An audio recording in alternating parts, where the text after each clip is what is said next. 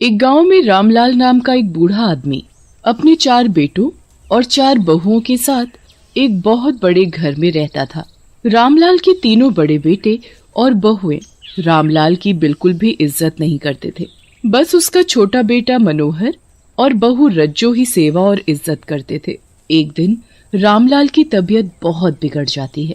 अब मैं बहुत बूढ़ा हो गया हूँ, कभी भी मर सकता हूँ, इसलिए जाने से पहले मैं खेतों और इस घर में सबका हिस्सा कर देना चाहता हूँ।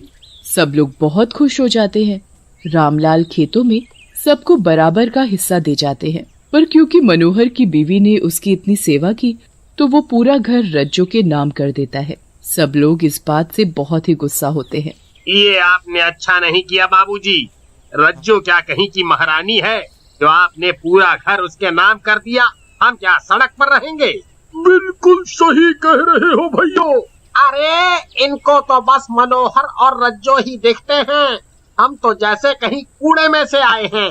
तुम लोग लड़ो मत, मैंने तुम तीनों के नाम भी एक एक मकान कर दिया है। वो छोटे छोटे से झोपड़ी जैसे घर हमको नहीं चाहिए। सब रामलाल से लड़ते रहते हैं और रामलाल अपने बेटों की सुनते सुनते ही दम तोड़ देता है।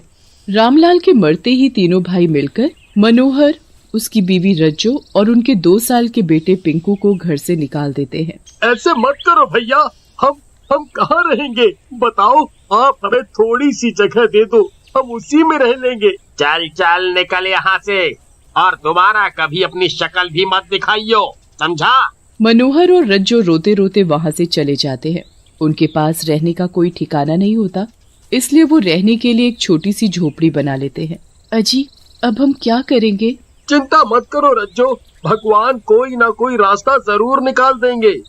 अगली सुबह मनोहर अपने हिस्से के खेतों में काम करने जाता है तो उसके तीनों भाई उसे इतना मारते हैं कि उसके हाथ पैर की हड्डी ही टूट जाती है और वो अपाहिज हो जाता है।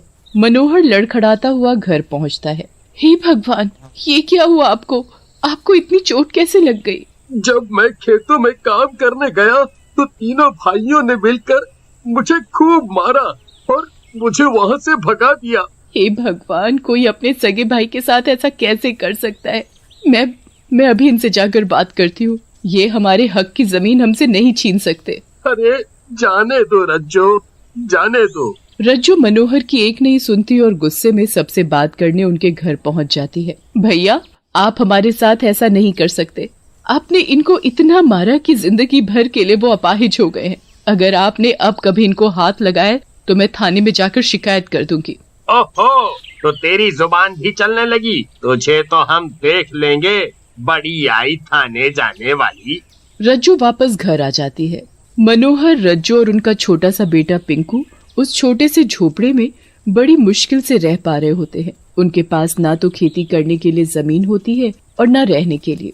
बेचारे भूखे प्यासे दिन गुजार रहे होते हैं। आपके भाइयों ने आपको मारा था, पर वो मेरा कुछ नहीं बिगाड़ पाएंगे, इसलिए कल से खेतों में काम करने आपकी जगह मैं जाऊंगी। नहीं रज्जो, वो लोग इस वक्त पैसों के लालच में पागल हुए पड़े हैं, तुम वहाँ मत जाना। अजी, हम तो भूखे रह लेंगे, पर मैं पिंकू को ऐसे भूखे नहीं रख सकती। मुझे कल खेतों में जाना ही पड़ेगा। अगली सुबह रज्जो खेतों में काम करने जाती है। ये देखो भैया, रज्जो खेतों में काम कर रही है। मनोहर के हाथ पैर तो हमने तोड़ दिए, पर अगर इसके साथ ऐसा किया तो ये थाने चली जाएगी। इसका तो कुछ और ही करना पड़ेगा। एक काम करते हैं, इसको अभी काम करने देते हैं। 2-4 दिन बाद मौका देखते ही हम इसे मारकर यहीं गाड़ देंगे। बस फिर कुछ दिन बाद तीनों भाई मौका देखकर रज्जो को मारकर उसी के खेत में दफना देते हैं और वहाँ से चले जाते हैं। उनके जाते ही रज्जो एक चुड़ैल के रूप में जमीन से बाहर आ जाती है। नहीं छोड़ूंगी किसी को, एक एक से बदला लूंगी, सबको मार डालूंगी। मनोहर रज्जो का इंतजार करता रहता है। पूरी रात निकल जाती है पर रज्जो घर वापस नहीं आती। कहाँ गई रज्जो? वो इतनी देर तो कभी नहीं लगाती थी, कहीं उसे कुछ हो तो नहीं गया? अपाहिज मनोहर पिंकू को गोद में लिए रज्जो को ढूंढने चल देता है और पूरे गांव में ढूंढने लगता है, पर रज्जो का कहीं पता नहीं चलता। मनोहर पिंकू को लेकर घर वापस चला जाता है और बस रज्जो के आने का इंतजार करता रहता है। रज्जो का भूत भी मनोहर के पीछे पीछे